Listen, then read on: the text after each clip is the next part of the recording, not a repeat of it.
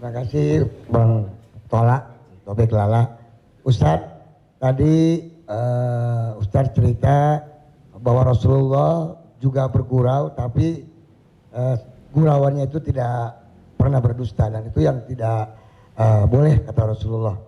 Sementara teman-teman pelawak, sadar atau tidak sadar, lawakannya itu banyak berdustanya juga Ustaz. Cari-cari mengada-ada kan, karena memang tujuannya untuk membuat orang tertawa. Tapi kalau saya kan, maaf, saya bukan pelawak, saya peragawan Ustaz. Jadi peragawan pakaian anak-anak.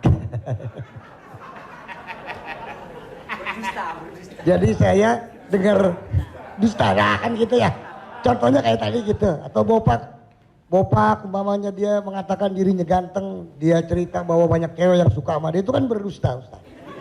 Iya kan? Fitnah kan? Kita Willy. Enggak, tapi kalau soal ketampak. Jadi mohon dijelaskan kembali oleh Ustadz Abdul Somad batasan bagaimana di dalam melawak yang tidak boleh berdusta, sehingga kalau memang ternyata pelawak tidak boleh berdusta dalam melawakannya, mungkin saya sedang pikir-pikir dulu untuk melanjutkan profesi ini Ustadz. Saya takut masuk neraka. Terima kasih Ustaz Abdul Somad. Assalamualaikum warahmatullahi wabarakatuh. Ada saatnya kita berilustrasi, menceritakan suatu kisah. Jadi sebetulnya para penulis novel Islam pun dia sebenarnya kisah itu ada juga yang fiktif atau dicampur antara nyata. Bahkan Buya Hamka menulis kisah campuran antara tenggelamnya kapal Panderwick adalah campuran antara nyata dan fiksi. Apakah ketika orang bercerita tentang fiksi itu dia berdusta? Tidak. Jadi kita bisa bedakan itu antara orang memang betul-betul dia berdusta. Kemarin saya melakukan ini suatu. Padahal cerita itu tidak ada.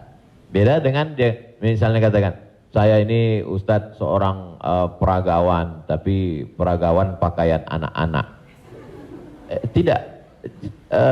Mas Ginanjar tidak sedang bercerita, kemarin di mall saya memperagakan pakaian anak-anak Pak Ustadz. Ketika saya pakai pakaian anak SMP, semua ketawa. Itu dusta. Tapi ketika dia katakan cerita awal tadi, semua orang tahu bahwa dia tidak sedang memperagakan pakaian anak-anak. Dia hanya sedang menunjukkan tentang dirinya. Secara sebenarnya di balik kalimat itu Mas Ginanjar sedang menjatuhkan dirinya di hadapan orang lain. Kan? Dan kita tertawa dengan dia menjatuhkan dirinya. Mohon maaf.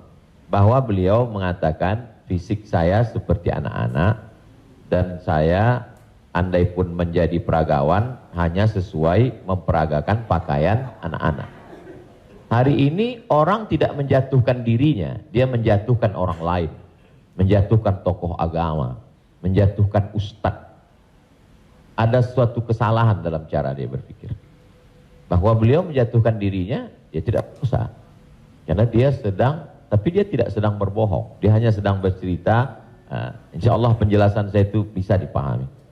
Yang tidak bisa itu adalah ketika orang seolah-olah dia bercerita, dia kemarin saya menjadi sebuah cerita seakan-akan orang mengatakan dia nyata. Padahal sebetulnya hanya bohong belaka supaya orang tertawa.